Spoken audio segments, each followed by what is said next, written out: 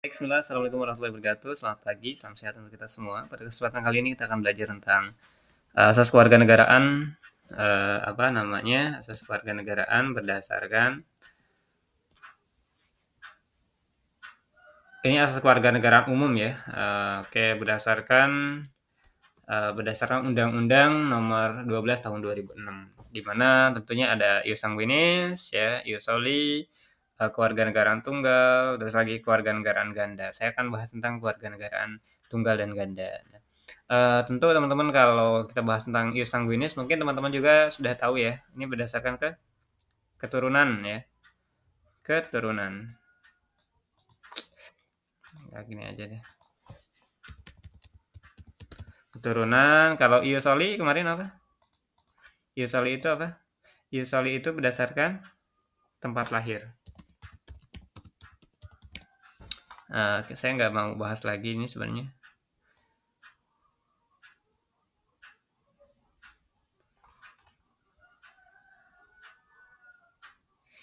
Namun saya akan coba jelaskan ya, lebih ke contoh atau seperti apa. Ini berdasarkan keturunan ya, ius sanguinis. Kewarganegaraan ius sanguinis ini adalah kewarganegaraan seseorang ditentukan berdasarkan asal usul atau keturunan dari orang tuanya. Nah, bukan tempat kelahiran ya tentunya. Contohnya gimana sih? Tentunya anak yang lahir dari ayah dan ibu WNI, misalnya ayah dan atau ibu WNI otomatis diakui sebagai WNI meskipun lahir di luar negeri misalnya ya. Misalnya anaknya itu lahir di luar negeri tapi orang tuanya itu asal WNI semua nih, baik ayah ataupun ibu, maka anaknya itu diakui sebagai warga negara Indonesia atau WNI meskipun dia lahir di luar negeri, misal di Jepang atau di Prancis, di Amerika ataupun yang lainnya, tetap WNI karena apa? Orang tuanya WNI berdasarkan keturunan ya. Nah, itu berdasarkan keturunan. Nah, kalau ius soli atau berdasarkan tempat lahir, tempat lahir itu berdasarkan apa? Berdasarkan tempat kelahiran ini di Indonesia ini asas ini tentunya berlaku secara terbatas kalau di Indonesia ya, bukan mutlak ya. Contoh gimana? Contoh gini, anak yang lahir di Indonesia dari orang tua tidak jelas kewarganegaraannya atau tidak memiliki kewarganegaraan, apartheid ya, teman-teman udah paham juga kemarin. Maka anak tersebut diakui sebagai WNI. Nah, jadi tergantung ya. Jadi anaknya yang lahir tapi ini di Indonesia juga asas ini berlaku ya, tapi terbatas ya. Misalnya anaknya lahir di Indonesia dengan orang tuanya tidak jelas, orang tuanya nggak jelas nih, ya warga negaraannya, misal dia imigran lah gitu ya, datang ke Indonesia gitu ya, atau tidak memiliki kewarganegaraan, apartheid awalnya gitu ya, dianya tuh kayak habis peperangan dari luar daerah gitu, maksudnya pengungsi gitu ya, dan boro-boro tuh ada KTP dan seterusnya, dia nggak punya itu. Nah, maka anaknya diakui sebagai WNI misal kalau lahir di Indonesia. Kenapa? Karena Indonesia ini memberlakukan asas ius soli. Nah, kalau tadi kita bahas tentang kewarganegaraan ganda ya. Oke, satu lagi contoh ya yang kira-kira apa ya, tentang ius soli ya, ius soli tentang tempat lahir ya, berdasarkan kelahiran, tempat lahir. Misalnya ada bayi ditemukan dilahir di Jakarta. Orang tuanya tidak diketahui, kabur orang tuanya. Nah, ini paling banyak nih. Ya, anak-anak yang banyak yang di jalanan itu ya. Nah, anak ini dilahirkan di Indonesia, tapi nggak tahu orangnya, dibuang lah ya, contohnya begitu. Maka orang tuanya tidak diketahui tadi, orang tuanya juga tidak diketahui, maka apa? Negara mengakui bayi itu sebagai warga negara Indonesia. Karena apa? Di Indonesia ini eh, apa memberlakukan dari asas ius soli atau asas dari tempat lahir. Dia lahir di sini ya udah gitu. Oh, dia ada anak-anak di sini, misal dibuang atau seperti apa? Ya, itu masuk ke eh, apa? ke Indonesia gitu. Nah, di sini juga dijelaskan bahwa kita tidak usah bahas tentang ius soli dan juga cuman kita dibahas tentang yang ini. Sebenarnya ini juga udah kita bahas ya di awal itu, cuman nggak boleh kita bahas lagi. Kewarganegaraan ganda dan tunggal. Nah, ada ganda dan tunggal ya. Kalau negaraan ganda itu apa? Kewarganegaraan ganda itu adalah bipartite ya. Kalau negara tunggal itu apa? Ini baru kita bahas nanti. Oke, kita bahas dulu tentang bipartite dulu kali ya, karena kemarin-kemarin juga sudah kita bahas ya. Oke, atau mau tunggal dulu nih, terserah sih. Intinya adalah kalau yang tunggal nih, asas yang menentukan suatu kewarganegaraan bagi setiap orang. Jadi, setiap warga negara hanya memiliki satu kewarganegaraan, tidak bisa memiliki kewarganegaraan ganda atau lebih dari satu. Gitu ya. Oke. Terus lagi di sini ada asas kewarganegaraan ganda. Ya, intinya terbatas. Ganda tapi terbatas ya.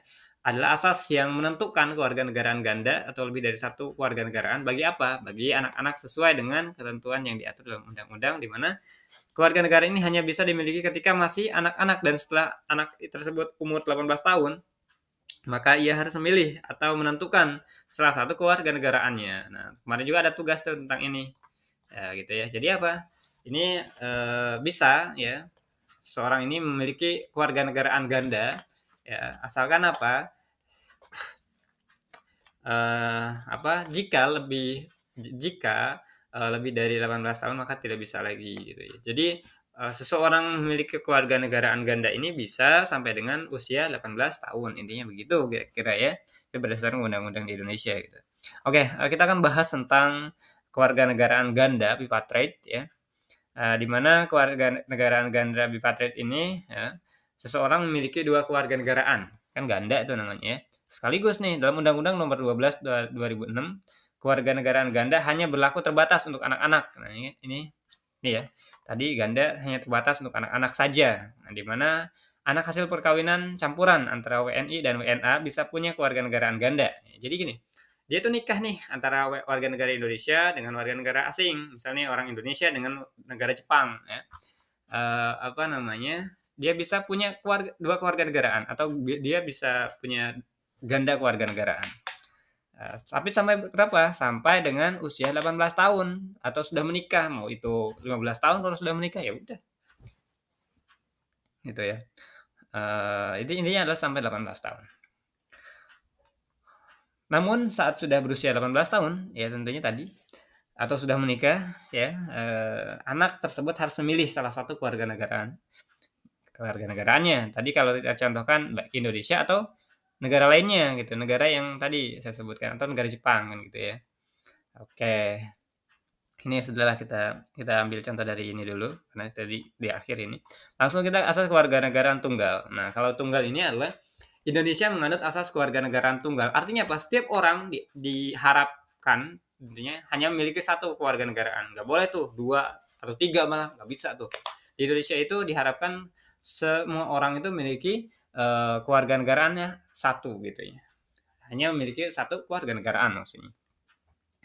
Contohnya gimana? Contohnya orang dewasa WNI tidak boleh sekaligus menjadi warga negara lain. Ya nggak boleh tuh. Masa iya, kecuali tadi ya masih kecil, anak-anak lah ya, sama 18 tahun atau sudah menikah gitu ya. Nah, itu contohnya. Ini kewarganegaraan tunggal itu contohnya apa? Jika seorang WNI secara sukarela menjadi warga negara lain. Jadi nih ada seorang WNI, tapi dia sukarela nih menjadi warga negara lainnya. Misalnya pindah jadi warga negara Amerika, maka keluarga negara Indonesia otomatis sih hilang gitu ya. Ini yang ganda, yang tunggal, yang tunggal ya, bukan yang ganda. Nah, jadi apa? Jadi yang ganda yang tunggal ini adalah, jadi di Indonesia ini setiap orang diharapkan hanya memiliki satu keluarga negaraan. Contohnya tadi juga disampaikan bahwa orang dewasa WNI tidak boleh sekaligus menjadi warga negara lain. Nah, terus lagi contoh berikutnya adalah jika seorang WNI secara sukarela menjadi warga negara lain, ya, jadi ada WNI nih sukarela, dia tuh tanpa adanya paksaan dan seterusnya, dia pengen jadi warga negara Jepang ya.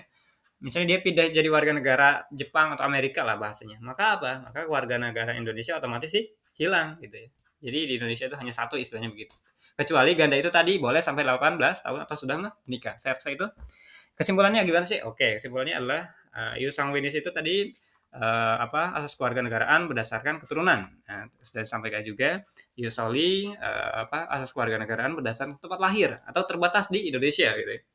Ius soli itu berdasarkan kelahiran tapi terbatas, tadi disampaikan juga. Asas kewarganegaraan atau masalah kewarganegaraan ada ganda ya, bisa ganda tentang kewarganegaraan atau bifatrate ya. Boleh untuk anak-anak hasil perkawinan campuran ya. Tapi apa? Hanya sementara saja. Nah, kalau campuran ya antara Indonesia dan WNA gitu ya.